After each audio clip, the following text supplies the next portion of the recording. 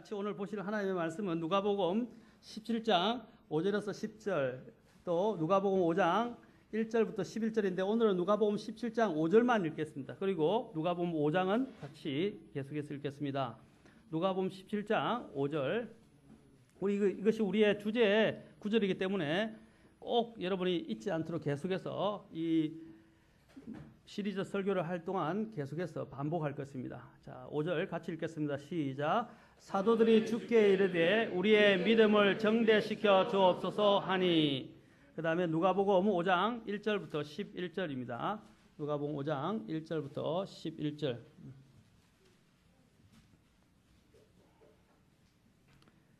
자, 저와 여러분이 한 절씩 교독하고 11절은 같이 읽겠습니다.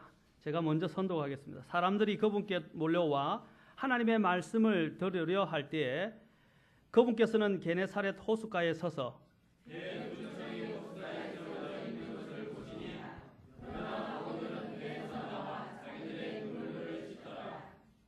그분께서 그 배들 중 하나에 오르셨는데 그것은 시몬의 배더라. 그분께서 그가 무태서 조금 나갈 것을 그에게 청하시고 앉으사 배에서 사람들을 가르치시더니 이제 말씀을 그치시고 시몬에게 이르시되 깊은 데로 가서 너희 그물들을 내어 한번 끌어당기라 하시매 시몬이 응답하여 그분께 이르되 선생님이여 우리가 밤새도록 수고하였어도 아무것도 잡지 못하였으나 그럼에도 불구하고 선생님의 말씀에 따라 내가 그물을 내리리이다 하고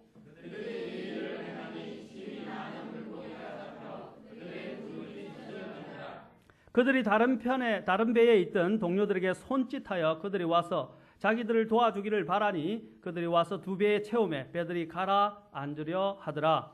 시몬 베드로가 그것을 보고 예수님의 무릎 앞에 엎드려 이르되 오 주여 내게서 떠나소서 나는 죄 많은 사람이니이다 하니 이는 그와 또 그와 함께한 모든 사람들이 자기들이 잡은 물고기들을 끌어당김으로 말미암아 놀랐기 때문이더라.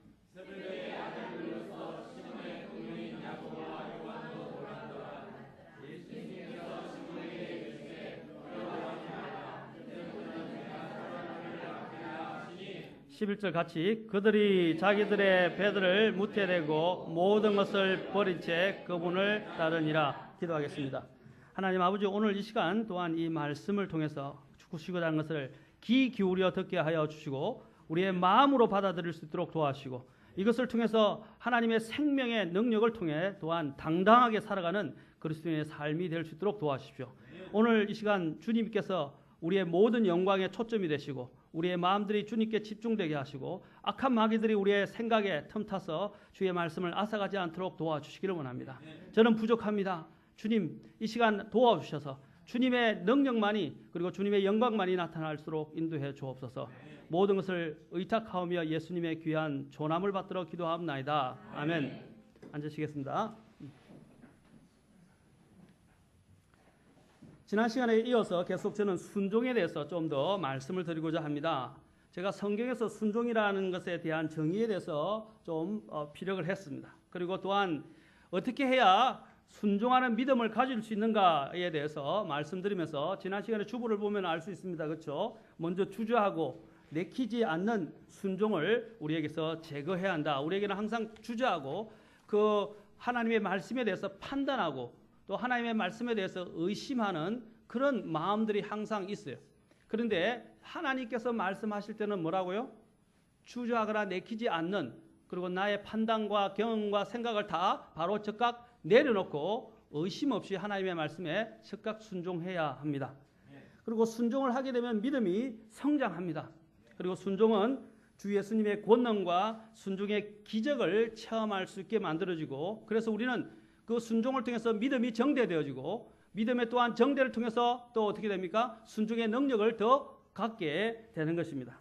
그리고 순종은 하나님의 더 놀라우신 그 은혜를 더 깊이 있게 체험하게 만들어줍니다. 그래서 순종의 방법으로서는 순종은 아까도 이야기했지만 말로 하는 것이 아니라 실제적으로 행하는 것이다 라고 했습니다. 실제적으로 행하는 것이다. 순종은 또한 하나님과 동행하는 것이고 또 주님을 사랑한다는 증거이다 라고 말씀드렸습니다. 바로 하나님과 동행한 것이고 하나님을 사랑합니다. 제가 얘기했죠. 사랑한다 말만 하지 말라고요. 사랑한다면 그 사람이 기뻐하고 좋아하는 것들을 내가 어떻게 해요? 기꺼이 내 자신을 희생해서라도 하고자 할 것입니다. 여러분이 정말 주님을 사랑하십니까? 주님을 사랑하십니까?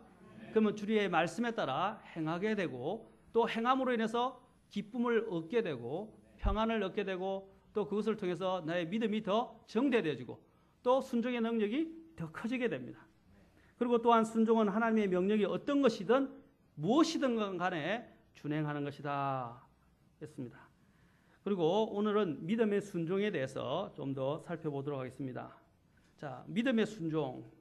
믿음의 순종은 우리의 지혜나 판단이나 노련한 경험에 비추어 볼 때 그것을 비추어서 우리가 판단하고 그 하나님이 말씀하신 것을 행하는 것이 아니라는 것입니다. 그것을 하는 것이 또 옳은 일이기 때문에 행하는 것이 아니라는 것입니다. 그냥 단순한 마음으로 주 예수님께서 나에게 말씀하셨기 때문에 이것이 바로 주님께 대한 전폭적인 신뢰를 이야기하는 것입니다. 우리가 신뢰를 한다면 왜 거기에 토를 달고 신뢰를 한다면 왜 그것에 대해서 반문할 필요가 있습니까? 우리가 예수님이 누구인지를 압니다. 그분은 위대하신 하나님이며 그렇죠? 이 세상을 창조하시고 우리를 위하여 자신의 생명까지 내어주신 그리고 우리를 위하여 최상의 것들을 최선의 것들을 준비하시는 분이라는 것을 우리가 믿고 확신한다면 의심할 수가 없잖아요. 그렇죠? 전에 제가 한 예화를 들었습니다. 두 아이가 있었는데 그렇죠? 불이 났을 때 고층에서 아이 보고 아버지가 뛰어내리라는데 큰 아이는 머리가 굵어가지고 뛰어내리면 아버지가 받을 수 있을까? 또 아버지가 나를 정말 안전하게 받아서 내가 안전하게 밑에 내려갈 수 있을까? 계속 생각하고 주저하고 있는 거예요. 그러나 어린아이는 어떻게 했습니까? 아빠의 말만 믿고 아빠를 신뢰하여 자신의 몸을 그 높은 고층에서 던졌습니다. 그런데 아빠가 말한 대로 약속을 지켜서 그 아이를 받아냈다는 것입니다.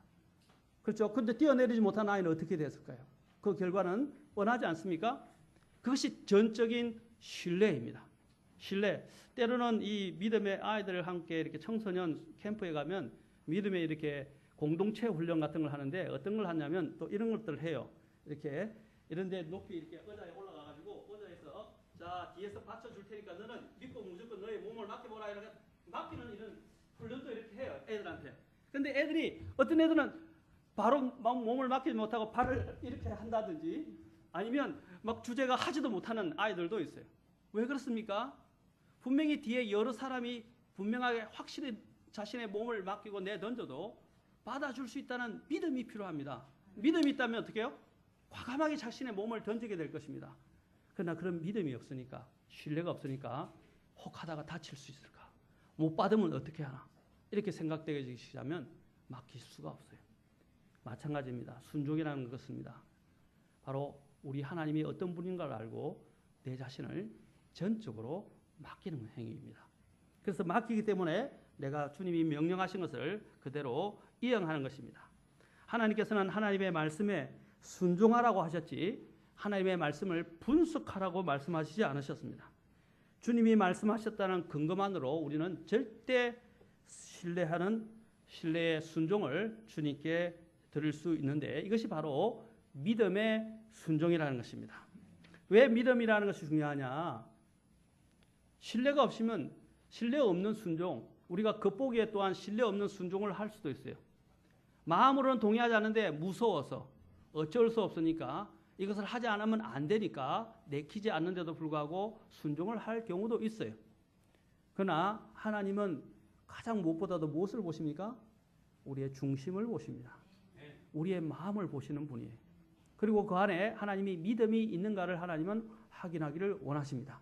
믿음이 없이는 하나님을 기쁘시게 할 수 없다고 분명히 말씀하셨어요. 순종 또한 마찬가지입니다. 믿음으로 순종하지 않으면 그 순종은 참된 순종이라고 할 수 없고 하나님이 기뻐 받으시는 순종이 아닙니다. 그 마음은 우리 인간들은 모를 수 있어요. 그러나 하나님은 아신다는 것입니다. 영국의 브리스톨 고아원 원장이었던 조지 뮬러 목사님이 이렇게 말했습니다. 믿음은 가능성의 영역에서는 작동하지 않는다. 인간적으로 가능한 일에서는 하나님께 영광이 돌려지지 않는다. 왜? 하나님이 없어도 사람이 할 수 있다고 생각하기 때문이다. 그래서 믿음은 사람의 능력이 끝나는 곳에서 시작된다라고 했습니다. 사람의 능력이 끝나는데 내가 할 수 있다 생각하면 하나님 필요 없어요. 여러분의 구원을 한번 돌아보십시오. 내가 할 수 있다고 생각하는 사람들, 내가 가진 것이 있다고 생각하는 사람들, 내가 영원히 살 수 있다고 착각하는 사람들은 어떻게 해요? 하나님이 필요 없어요. 하나님을 의지할 필요가 없는 거예요. 그러나 내가 수많은 고난을 통해서 어려움을 통과하면서 어떻게 됩니까? 나가 너무 부족하구나. 나는 죄인이구나. 나를 이러한 연약함과 또한 연약함을 통해서 오는 죄로 인해서 영원한 멸망에 던져질 나를 누가 구원할 수 있을 것인가 하고 하나님 앞에 엎드리면서 회개하고 하나님의 전적인 은혜의 선물인 구원을 받아들이게 되는 것입니다. 아멘. 만약에 우리가 그런 내 자신이 부족하다는 사실들을 깨우치지 못한다면, 겸손하지 않는다면 우리는 하나님을 알 수 없고 하나님을 신뢰할 수 없어요. 오늘날 많은 부유한 사람들이 하나님을 믿기가 왜 그래 힘듭니까? 부자가, 그렇죠? 낙타가 바늘기로 들어간 것보다 더 어렵다. 부자가 천국에 들어가는 것이 더 어렵다고 주님은 말씀하셨어요.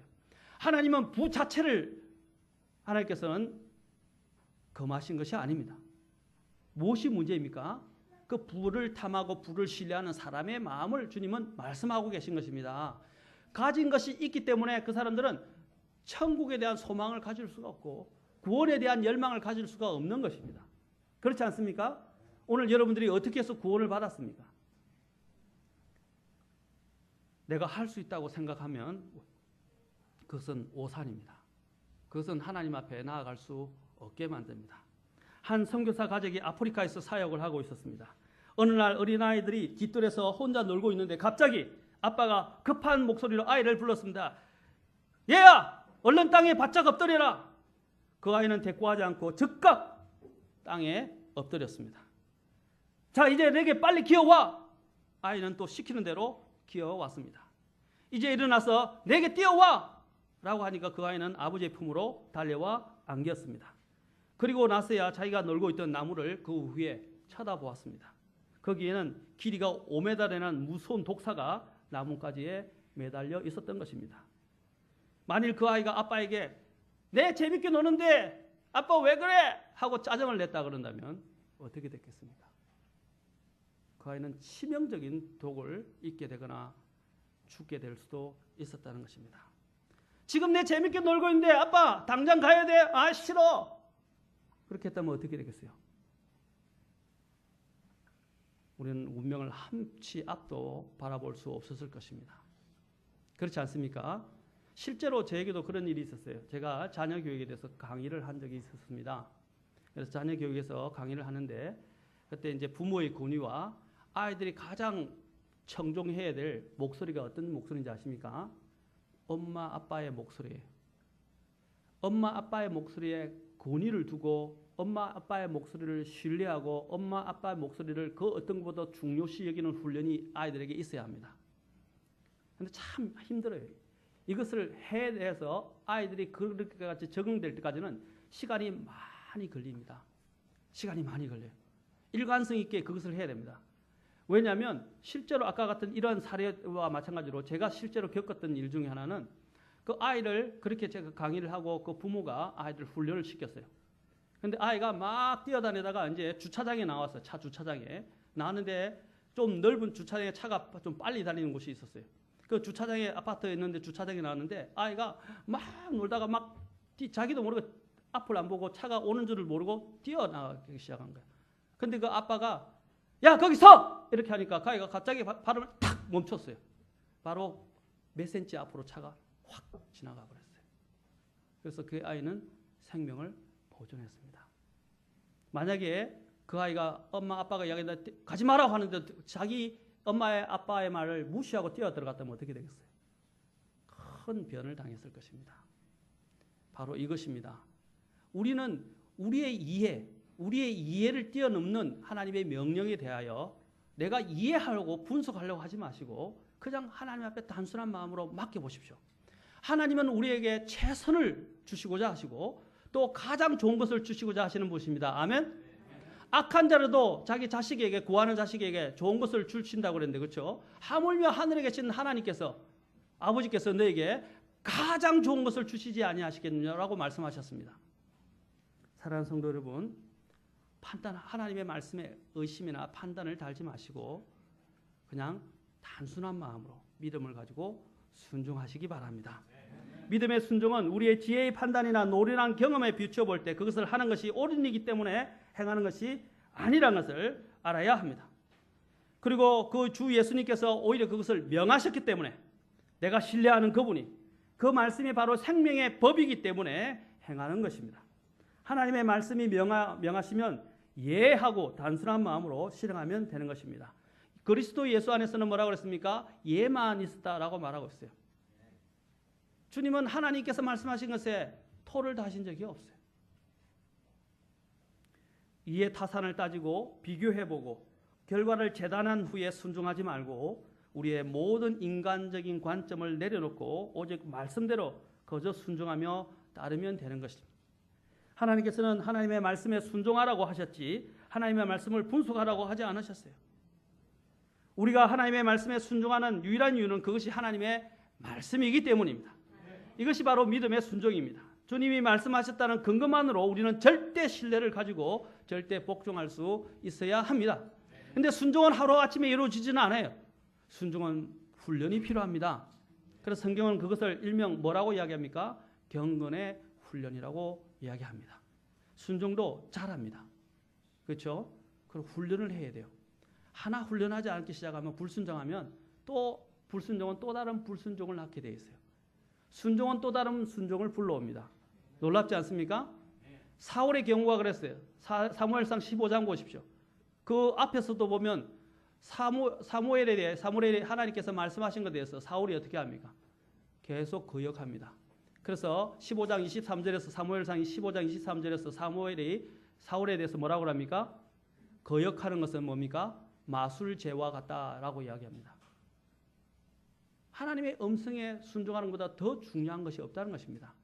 거역하는 것은 마법이나 마술을 하는 것 같아요. 사람을 홀려요. 그거 한번 탐닉되고 그 죄에 불순종에 한번 빠지기 시작하면 이 사람이 그래요. 걷잡을 수 없이 계속 불순종하려는 그 능력이 더 강해지게 됩니다. 그래서 아예 처음부터 순종을 훈련해야 합니다. 아멘? 아이들에게 필요한 것이 무엇입니까? 순종을 훈련하는 일이에요. 우리도 하나님 앞에서 믿음을 가지기 시작할 때 해야 할 일이 무엇입니까? 순종을 훈련하는 것입니다. 이 교회에 보면 가장 교회에서 큰 문제가 되는 사람들이 뭡니까? 매 교회에서 뭔가 이렇게 하려고 그러면 토를 다는 사람들이에요. 문제를 제기합니다. 그리고 자신의 이해와 생각에 따라서 계속 문제를 제기합니다. 여러분 그것이 명백한 하나님의 말씀에 있지 아니하고 그것을 적용하는 문제이고 또 하나님께서 이 교회를 통해서 이야기하시는 말씀이라면 어떻게 됩니까? 순종해야 합니다. 순종하십시오. 믿음으로 하나님께 드려보십시오. 그것이 만약에 불법의 문제라든지 그것이 불륜의 문제라든지 그것이 교리에 대한 문제였다면 어떻게 해야 됩니까? 그때는 이야기해야 합니다. 그러나 그것이 명백한 하나님의 교리, 가르침 그리고 또한 불법의 문제가 아니라면 어떻게 해야 됩니까? 맡기시고 순종하십시오. 그것이 교회가 하나 되는 비결입니다. 사람마다 다 보는 관점이 다르고 사람마다 다 받아들이는 또 마음의 정도가 다 달라요. 그리고 사람마다 생각하는 견해가 다 다릅니다. 사람마다 자라온 경험이 다 다릅니다. 사람들이 보는 관점이 다 다릅니다. 그런데 하나님은 교회가 어떻게 했습니까? 사랑의 하나가 되는 띠로 어떻게 해요? 서로 화평의 하나가 되는 띠로 어떻게 해요? 서로 하나가 되라고 말하고 있습니다. 교회가 하나가 돼야 교회가 힘을 얻을 수 있어요. 하나가 돼야 기도 응답을 놀라운 체험을 받을 수 있고 하나가 돼야 하나님께서 우리가 이것을 통해서 믿지 않는 자들이 우리를 볼 때 우리가 예수님의 제자라는 것을 발견할 수 있는 것입니다. 이것이 바로 순종에서 오는 거예요. 우리는 이해하기 전에 믿는 것입니다. 하나님의 일은 하나님인 자신이 주도하시는 대로 하나님의 명령에 따라 수행되어야 합니다. 그것이 오늘 하루가 아니라 단 며칠이 아니라 매일 순간 그 순종이 이어져야 합니다. 그럴 수 있는 순간을 사는 사람들입니다. 아멘?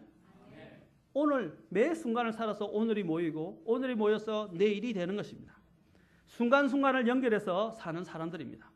순간순간 순종을 해야 온종일 그리고 계속적으로 순종을 할 수 있는 것입니다.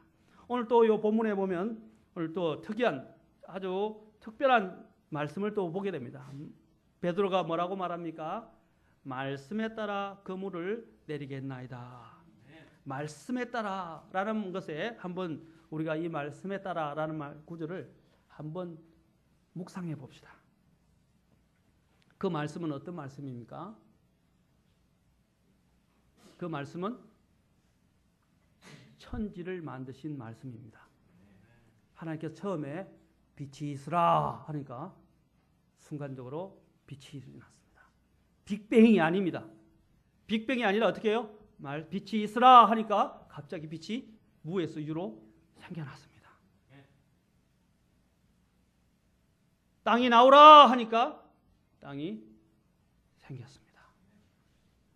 이것이 바로 하나님이 하시는 일입니다. 이것이 얼마나 놀라운 말씀의 권능을 갖고 계신지를 보여주는 것입니다. 주님께서는 또한 말씀으로 시간과 공간을, 이 천지를 만드실 뿐 아니라 시간과 공간을 만드셨고 또한 천지 만물을 만드셨습니다. 시편 33편 6절에 보면 주의 말씀에 따라 하늘과 땅이 창조되었다고 말씀하고 있습니다. 그 말씀에 따라 해와 달이 창조됐고 그 말씀에 따라 생물과 바다와 공중에 있는 또 새들과 또 육지가 만들어지고 식물들이 생겼습니다. 그리고 마침내 인간이 창조되었던 것입니다. 하나님께서 또한 그 말씀으로 이 세상을 창조하셨을 뿐 아니라 그 말씀으로 이 세상을 또한 쥐고 계시고 지탱하고 계시다는 것입니다. 그 말씀은 바로 권능입니다. 그 말씀은 그냥 제가 말하는 이런 유해지자를 이야기할 만한 그런 게 에너지의 원동력입니다. 모든 걸 있게 만드시는 권능이라는 것입니다. 그래서 그 말씀은 힘이 있어요. 우리를 구원하는 그 힘, 죽은 자를 살리는 힘 아닙니까? 여러분이 구원받을 때 여러분은 죽었던 자가 살아난 것입니다. 어떻게 해서 죽은 자가 살아날 수 있습니까? 바로 말씀의 권능입니다. 그 말씀의 씨가 우리 안에 들어와서 우리를 거듭나게 만드는 것입니다. 우리는 그 말씀을 읽을 때에 경외하는 마음으로 읽어야 돼요. 그 말씀을 읽을 때에 정말 겸손한 마음으로 읽어야 돼요. 검은 건 잉크고 하얀 건 종이가 아닙니다. 우리가 들고 있는 이 말씀은 그렇게 쓰고 인쇄되어져 나왔지만 이 말씀 하나는 하나님의 영감으로 그 글자 속에 하나님의 생명이 담겨 있고 그 말씀을 통해서 우리는 어떻게 합니까? 구원을 받았고 그 말씀을 통해서 우리는 살아가고 있는 것입니다. 이 말씀 하나가 죽었던 자를 살릴 수가 있어요. 여러분들이 구원받을 때 하나님의 말씀으로 구원받지 않았습니까? 지금도 구원받은 어떤 특별한 사람들은 특별한 하나님의 말씀을 아직도 암송하고 기억하는 사람들이 있습니다. 왜? 그 말씀이 나를 살렸거든요. 사랑하는 성도 여러분, 하나님의 말씀의 권능, 그것을 생각한다면 말씀에 따라 순종하는 것은 당연한 것입니다. 그것은 오히려 우리에게 복을 주는 것입니다. 모든 것들이, 인간의 역사에 일어난 모든 것들이, 창조 역사에서 일어난 모든 것들이 주의 말씀에 따라 이루어진 것입니다. 베드로는 적극적으로 순종하면서 그래서 말씀에 따라 그물을 내리겠다고 말했습니다. 이것은 하나님의 성도들인 우리 모두가 마땅히 취해야 할 자세입니다. 그럼에도 불구하고 어떻게 해요? 그 말씀에 따라. 정말 대단하지 않습니까? 저 자신도 사실 완전하기 때문에 이 말씀을 선포하고 있는 것은 아닙니다. 저도 부족해요. 성도 여러분, 이 설교는 여러분에게만 하는 것이 아니라 제 자신에게도 합니다. 저도 목회자이지만 말씀의 법 아래 순종해야 하고, 그렇죠? 아직도 말씀의 법 아래 완전하게 제 자신을 드리지 못하는 저 자신에 대해서도 설교하는 것입니다. 사랑하는 성도 여러분, 오늘 여기 베드로의 모습처럼 또 베드로가 고백한 것처럼 주의 말씀에 따라 우리는 순종하는 그러한 성도들이 되기를 바랍니다. 그리스도의 말씀에 따라 그물을 던졌던 베드로의 이 평범하게 보이는 행동 역시 믿음이 없이는 불가능한 것이었습니다. 베드로의 그 단순한 말씀에 따른 믿음의 순종이 모든 시대에 걸쳐 이 땅에 위대하신 하나님의 능력을 나타내게 한 바로 원동력이 된 것입니다.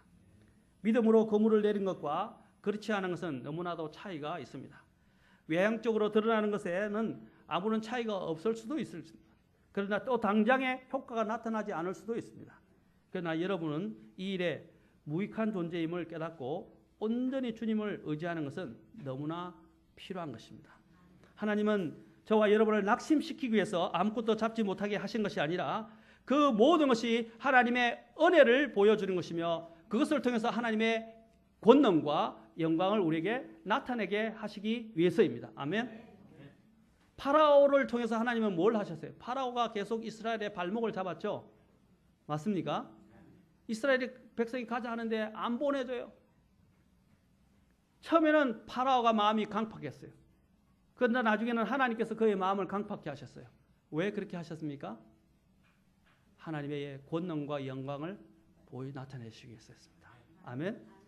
때로는 우리의 실패를 통해서 하나님은 자신의 영광을 더욱더 나타내시고 자신의 권능을 보여주시고자 하신다는 것을 기억하셔야 됩니다. 그걸 목격할 수 있는 우리가 영광, 특권입니다. 그리고 은혜입니다. 베드로가 밤새도록 수십 번도 넘게 그물을 내린 것과 주님의 말씀에 따라 단 한 번 그물을 내린 것에는 너무나 큰 차이가 있습니다. 모든 물고기들을 만드신 하나님께서 하나님의 말씀에 순종하는 일이 얼마나 놀라운 일인지를 안다는 것은 참으로 복된 일입니다. 하나님의 말씀에 대한 단순한 순종이 얼마나 위대한 일을 이루어내는지 우리가 정말로 안다면 우리는 불순종하지 않을 것입니다. 그렇죠? 납득이 안 되더라도 내 자신을 맡기게 될 것입니다. 베드로는 예수 그리스도의 말씀에 따라 순종한 결과 놀라움에 사로잡힐 수밖에 없었습니다. 그는 충격적인 기적을 경험하게 되었습니다. 바로 그래서 베드로는 주님의 말씀에 따라 그물을 던지고 그로 말미암아 엄청난 하나님의 권능과 영광을 목도하게 되었습니다. 이것이 바로 우리 모든 성도들이 해야 합니다. 여기 보면 우리가 히브리서 11장에서 믿음의 영웅들에 대해서 듣게 됩니다. 믿음의 영웅들. 그게 보면 제일 먼저 누가 나옵니까? 믿음의 영웅들. 히브리서 11장에서. 그렇죠? 여러 믿음의 사람들이 나옵니다. 예? 누구요? 에녹, 그 다음에 이제 노아, 그렇죠? 쭉 나옵니다. 바로 또 가인과 있었던 셋, 그렇죠? 가인과 함께 있었던 아벨의 믿음이 먼저 나옵니다. 그렇죠? 아벨, 그 다음에 노아, 그 이후에 아브라함, 이러한 믿음들의 영웅들이 등장하는데 그들의 믿음의 영웅들이 무엇을 했습니까? 바로 믿음으로 하나님 앞에 순종했던 것입니다. 하나님께서 어떻게 했습니까? 아벨에게 피의 제사를 드리라 했으니까 믿음으로 피의 헌물을 드렸던 것입니다. 노아에게 뭡니까? 노아도 다음에 제가 한번 설교하겠지만 노아는 한 번도 비를 본 적이 없는 사람이에요. 그는 비가 뭔지 몰라요. 근데 하나님이 뭐라고 하셨어요? 비를 내리겠다고 하셨을 때 그걸 믿었어요. 그리고 홍수로 이 세상을 멸하시게 했다고 하실 때 생각해 보세요. 비가 얼마나 와야 이 세상이 다 물로 멸망당하겠습니까? 그것은 생각으로 할 수 없는 문제예요. 나의 이해를 뛰어넘는 것입니다. 자신이 본 적도 없는 것이에요. 그런데도 어떻게 했습니까? 그는 순종해서 120년 동안 방주를 만들었습니다. 여러분 1년이라도 견딜 수 있겠어요? 1년 동안 주님께서 하라 하는데 사람들은 나한테 오만 소리를 하고 조롱하고 네 하나님이 어디 있느냐, 말도 안 된다, 너 비가 본 적 있느냐, 지금까지 이 세상이 있었던 대로 계속 이 세상은 평화롭게 계속 되어 왔다, 이렇게 막 비난할 때 여러분 1년 동안이라도 견딜 수 있겠습니까? 나를 대적하는 모든 사람들이 나를 다 대적하고 있어요. 그런 비난과 조롱거리를 견딜 수 있겠습니까? 못 견딥니다. 그러나 어떻게 했어요? 노아는 120년을 견디면서 묵묵하게 순종해서 방주를 지었습니다. 대단한 믿음입니다. 그는 정말 자신의 이해를 의지한 것이 아니라 하나님의 말씀 자체를 의지했습니다. 아브라함도 마찬가지입니다. 오늘 오후에 아브라함에 대해서 우리가 살펴볼 것입니다. 믿음이 더해지게 되면 바로 순종을 하게 됩니다. 순종은 하나님의 참된 권위로 들어가는 것입니다. 하나님의 영원한 권위 아래에 있어야 하나님의 그러한 권능을 체험할 수 있게 됩니다. 순종은 우리를 보호하는 영원한 보호의 길입니다. 그리고 우리가 하나님 안에서 쉼을 얻을 수 있는 또한 유일한 길입니다. 순종은 진정한 또한 자유에 이르는 축복의 길입니다. 하나님이 우리를 보호하세요. 하나님은 우리의 목자이십니다. 우리한테 해가 되는 것을 하나님은 허락하고자 하시는 것이 하나님의 마음이 아닙니다. 그렇죠. 그걸 우리가 배우고 신뢰를 키워가는 것이 바로 순종을 통해서 이루어진다는 것입니다. 믿음이 그러면 하나님께서는 오늘 순종을 통해서 우리의 믿음이 정대되기를 원하십니다. 지금 저와 여러분은 무엇이 나에게 더 정대되어지고 더 더해지기를 원하십니까? 오늘 여기 있는 표대로 우리는 믿음을 정대시켜 주옵소서라고 주님 앞에 구해야 할 것입니다. 믿음의 정대가 이루어져야 합니다. 그래야 믿음의 정대는 또한 온전한 순종을 가꾸게 되고 온전히 순종하는 믿음의 사람으로 만들어주게 될 것입니다. 순종하는 사람은 겸손한 마음과 또한 신실하게 또 진실로 하나님의 뜻을 따르게 될 것입니다. 믿음이 정대된 사람, 이렇게 절대적으로 순종하는 훈련을 한 사람은 자신이 해야 할 의무를 다하게 되고 또 애쓰게 되고 또 자기 자신을 기꺼이 내어드리게 될 것입니다. 그래서 오늘 누가복음 11장 아까 17장에 5장뿐 아니라 누가복음 5장 뒤에도 우리가 읽었듯이 17장에서 읽었듯이 뭐랍니까? 종의 의무. 이와 같이 너희가 명령받은 그 일을 다 행하니 이르기를 우리는 무익한 종이니이다. 우리는 해야 할 우리의 의무를 다하였다라고 고백해야 할 것입니다. 성경에서 우리에게 가장 대표적인 순종의 인물은 누구입니까? 자, 먼저 그러면 이 순종의 대표적인 인물들을 생각해 봅시다. 히브리서 11장에는 그 믿음의 영웅들, 순종한 영웅들을 이야기하고 있는데 대표적으로 우리는 누구보다도 주 예수님을 꼽을 수 있을 것입니다. 히브리서 5장 8절부터 9절을 잠깐 보도록 하겠습니다.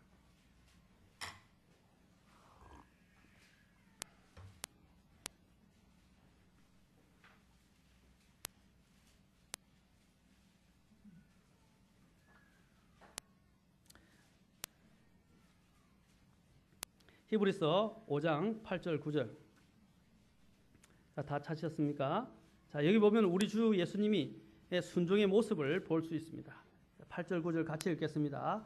시작. 그분께서 아들을 이실지라도 친히 고난 받으신 일들로 말미암아 순종하기를 배우사 완전하게 되셨으므로 자기에게 순종하는 모든 사람에게 영원한 구원의 창시자가 되시고. 자, 여기서 보면 예수님은 하나님이셨습니다. 그러나 이 지상에 오셨을 때는 뭘 배웠다고 되어 있어요? 순종을 배우셨다라고 되어 있어요. 순종을 배우셨다. 놀랍지 않습니까? 그분에는 권능이 있어요. 하늘에 하나님의 권능이 있어요. 그런데 그 권능을 어떻게 했습니까? 다 내려놓으셨어요. 이 땅에서 우리 인간들처럼 순종을 하나하나 배우시고 완전히 되셨어요. 우리 또한 그러면 어떻게 됐습니까? 더욱더 순종을 배워야 하지 않겠습니까? 아멘. 순종, 아까 얘기했죠. 순종은 하루아침에 이루어지지 않아요. 그 순종의 능력은 또 하루아침에 나타나지 않아요. 순종하기를 배우기 시작하십시오. 우리 주님이 하셨던 것처럼. 그래서 우리 주님이 완전하게 순종함으로 인해서 우리를 위한 영원한 구원의 창시자가 되셨습니다. 아멘. 믿음의 창시자. 얼마나 놀라우신 분입니까? 우리의 본이 되어 주신 것이에요. 그분은 바로 우리와 같은 똑같은 육체를 가지고 시험을 당하시고 하나님의 말씀한테서 완전히 순종하심으로써 우리의 본이 되어 주셔서 우리도 그렇게 할 수 있다라고 해 주셨어요. 아멘. 우리도 할 수 있다는 것을 보여주셨어요. 근데 보여주시기만 하셨습니까? 그 순종하는 능력을 주께서 오늘 구원을 통해서 우리 안에 들어오셔서 새 생명을 주실 뿐 아니라 그러한 새 성품의 능력 또한 주셨다는 것을 믿으셔야 합니다. 안 된다 안 된다라고 자꾸 이야기하지 마십시오. 나는 너무 연약하다. 나는 안 돼. 나는 포기할 거야. 나는 안 되는 사람이야. 불가능한 사람이야 라고 이야기하지 마십시오. 하나님은 우리가 구원받을 때 이미 그 능력을 하늘의 권능을 우리한테 넣어주셨어요. 그것을 어떻게 해야 돼요? 개발하는 것은 누구의 책임입니까? 우리의 책임입니다. 믿음으로 개발하면 순종의 능력이 커지게 되고 우리도 주님처럼 완전한 순종에까지 이룰 수 있다고 저는 확신합니다. 그런데 저도 완전하게는 아직 되지 않았습니다. 저는 예수님이 아니에요. 그러나 부단히 주님이 주시는 능력을 가지고 살아가야 합니다.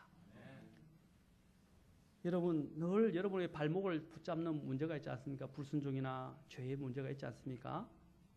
그렇죠? 하고자 하는데 안 돼요. 분명히 마음은 이것을 해야 되는 것도 아는데도 내 의지가 말을 안 들어요. 내 감정이 또 말을 안 들어요. 그렇죠? 오늘 성경 읽어야 되는데 막 일어나기 싫은 거예요. 책상에 앉기 싫은 거예요. 오늘 기도해야 되는데 무릎을 꿇기가 너무 싫은 거예요. 안 돼요. 하루아침에 안 됩니다.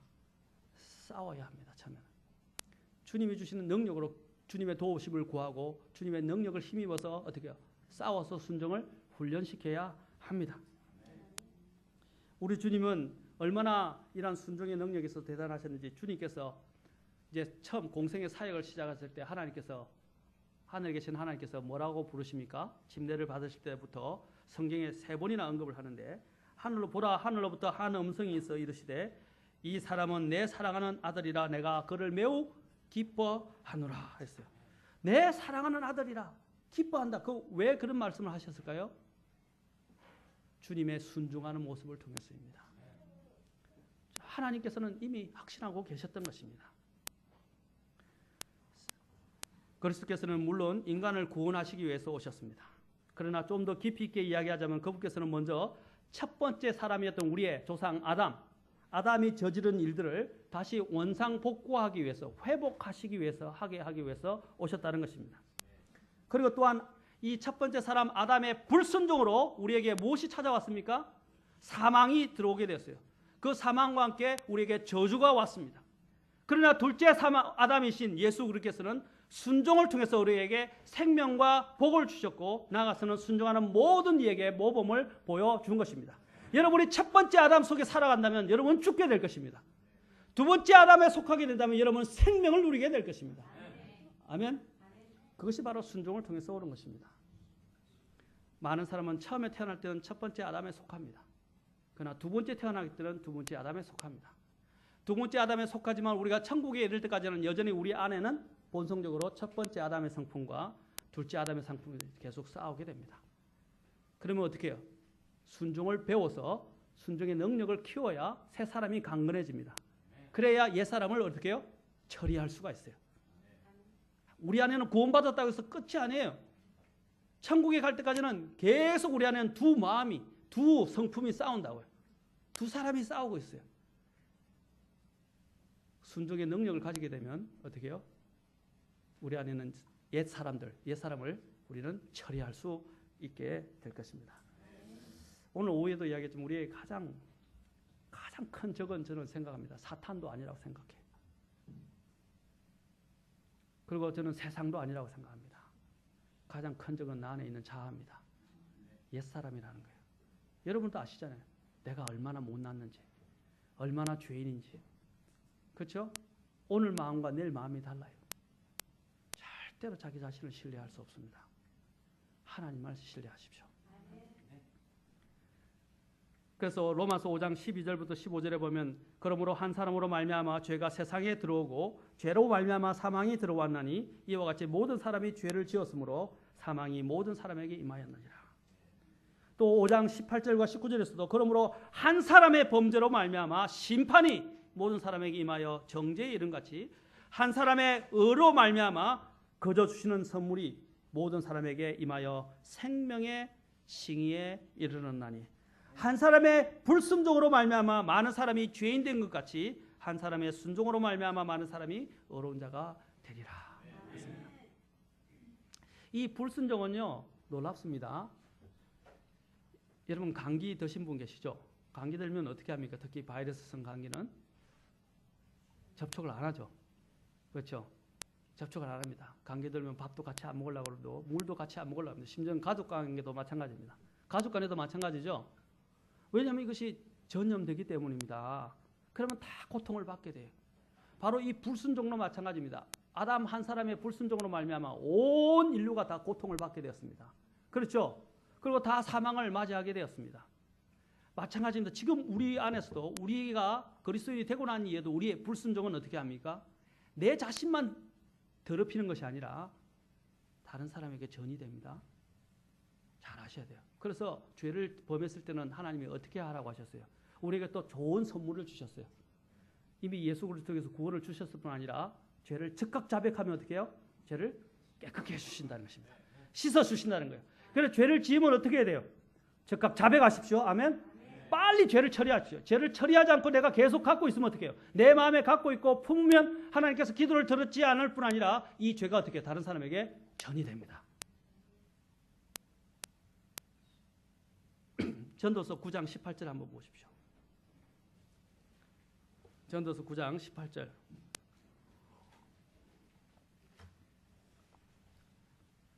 그래서 구약에 보면 특히 에스겔에 보면요. 거역의 영, 불순종의 영에 대해서 이야기합니다. 영이라고 해요. 스피릿.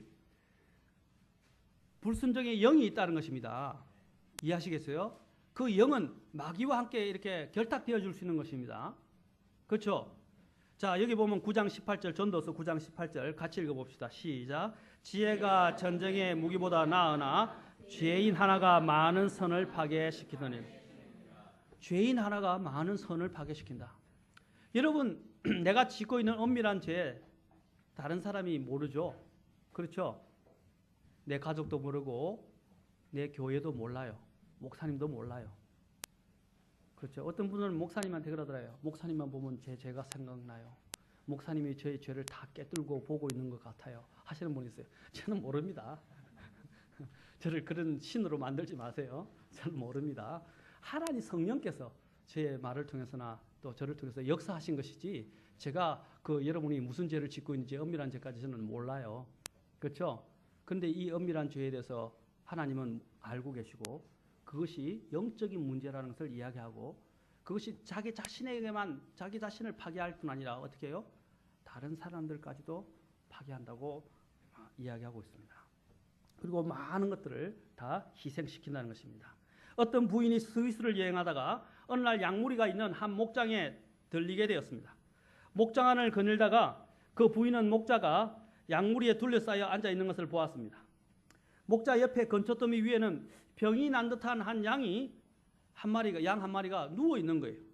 그래서 궁금하게 여겼던 그 방문했던 그 여인이 가까이 가서 보니 그 양의 다리가 글쎄 다리가 부러져 있었던 것이었습니다. 그래서 부인은 그 양이 매우 불쌍하게 생각되어서 어떻게 하다가 이 양의 다리가 부러졌는지 목자에게 물었습니다. 그러자 그 목자가 그 대답이 걸작이었습니다. 제가 부러뜨렸습니다. 그래서 목자는 슬픈 표정으로 말하면서 거기다가 설명을 이렇게 덧붙였습니다. 제 소유의 양떼 중에 이놈이 가장 속을 썩이는 양이었습니다. 이 녀석은 제 말에 순종하지도 않고 양떼를 이끌고 갈 때에도 따라오지를 않았어요. 몇 번인가 위험한 벼랑 끝까지 가서 헤매고 있길래 구해온 적도 있었습니다. 게다가 이 녀석은 자기만 불순종할 뿐 아니라 다른 양들까지도 길을 잃게 만들지 뭡니까? 저는 이런 양을 많이 겪어봐서 압니다만 다른 뾰족한 대책이 없습니다. 그래서 이놈의 다리를 부러뜨렸습니다. 그런데 다음날 먹이를 주려고 가니까 이놈이 또 날 물려고 하지 않는 겁니까? 그래서 한 2, 3일 동안 혼자 누워있게 내버려 두었다가 찾아가 보니 녀석의 태도가 바뀌었습니다. 이 녀석은 열심히 먹이를 먹을 뿐 아니라 내 손을 핥으면서 복종하고 사랑한다는 표시를 했습니다.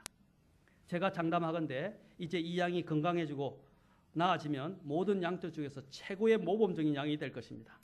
전에는 다른 양들에게까지 나쁜 영향을 주었지만 이제는 헌신과 순종의 모범이 될 것입니다. 이 망나니 양의 삶이 완전히 변화된 삶이라고 할까요? 이 양은 고난을 통해서 순종을 배우게 된 것입니다. 우리가 그래요. 하나님한테 매를 맞아야 정신을 차려요. 그렇죠? 그 다음부터는 정신을 차리고 순종하기 시작합니다. 우리가 그래요. 우리 안에는 이런 계속 하나님을 거역하려는 습성이 있어요. 그런데 그것이 나만 문제를 일으킨 게 아니라 다른 사람까지도 끌고 가요. 특히 아빠들에게 말씀드리겠습니다. 가장의 역할이 얼마나 중요한지 아십니까?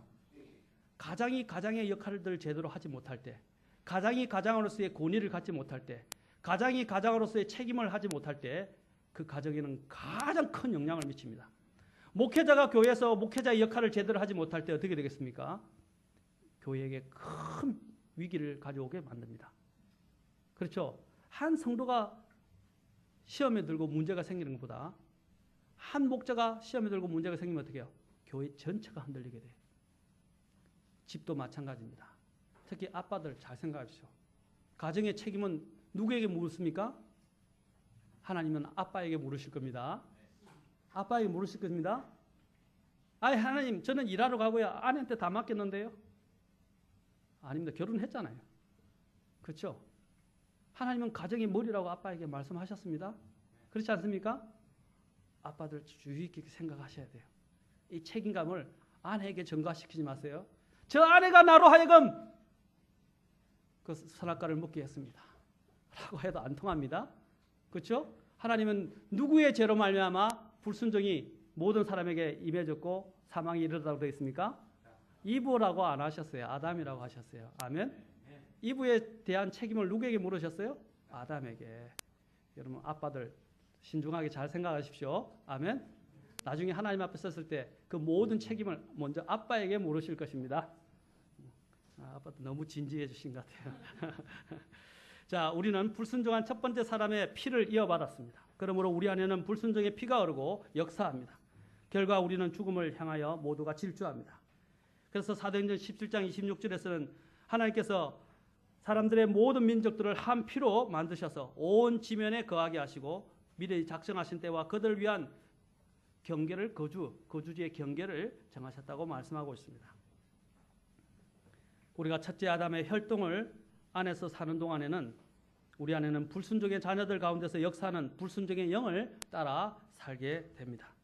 그러나 주 예수 그리스도께서 오셔서 온전히 순종하심으로 심지어 십자가에 죽기까지 순종하심으로써 인해서 그분을 믿는 모든 자들에게 새로운 피조물로 재창조하게 하시고 그분 안에서 새로운 혈통을 갖게 하십니다.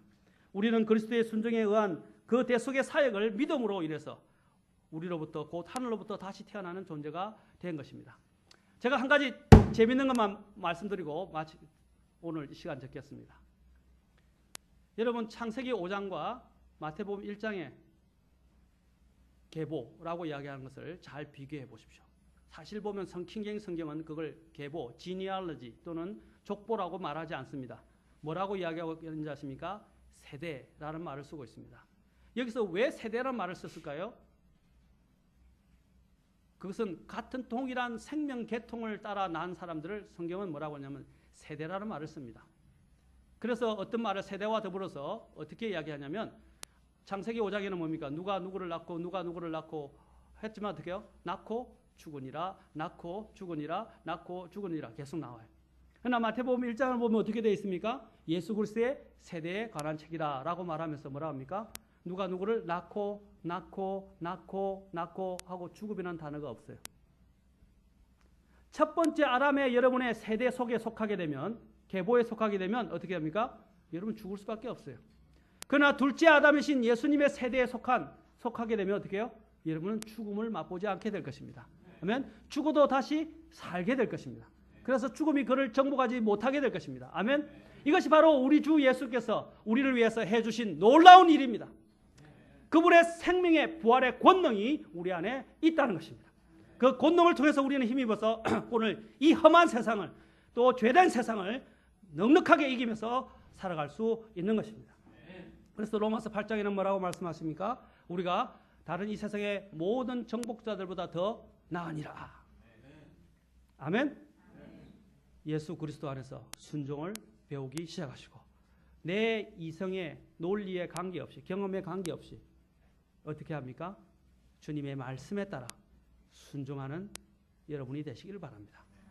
순종하기 시작하면 하나님의 놀라운 것들을 경험하게 되고 내 믿음이 정대되어지고 또한 내 안에 더 순종의 그 권능이 더 커져가는 것을 여러분은 발견하게 될 것이며 주님 앞에 떳떳하고 자랑스럽게 간증할 수 있을 것입니다. 아멘. 그렇게 해서 우리 교회가 그런 순종의 능력이 강해져서 정말 모든 사람 앞에 예수 그리스도를 나를 통해서 나타내시는 그리고 많은 사람들 주님께로 인도하시는 저와 여러분이 되시기를 주의 이름으로 축원합니다. 다 같이 일어서시겠습니다.